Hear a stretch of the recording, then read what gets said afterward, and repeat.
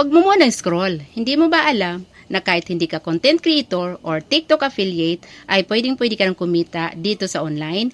Dito, pwede kang kumita ng 20 up to 50,000 per month or more. Ang gagawin mo lang is mag-copy and paste. Magre-reply ka lang sa mga local and international clients.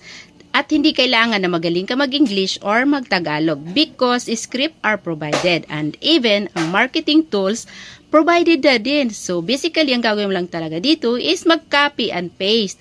Ang kailangan lang, meron kang cellphone, good internet connection, at user ID. Well, ano bang user ID? Ang user ID ay nagsisilbing LTO or license to operate ng system, ang copy and paste system. Kapag may user ID ka na, ay pwedeng-pwede mong gamitin as your generating income.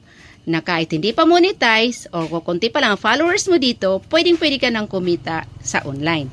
Take note, hindi mo kailangan magbenta ng kung ano-anong produkto dito at wala ka rin kuta na hahabulin. Ibig sabihin, dito, hindi ito online selling or dropshipping. Ang gagawin mo talaga dito is mag-copy and paste. Kaya kung interesado ka, comment ka lang sa video na ito para ituro ko sa iyo kung paano ang gagawin mo. See you in my inbox and God bless. Follow me for more. Bye!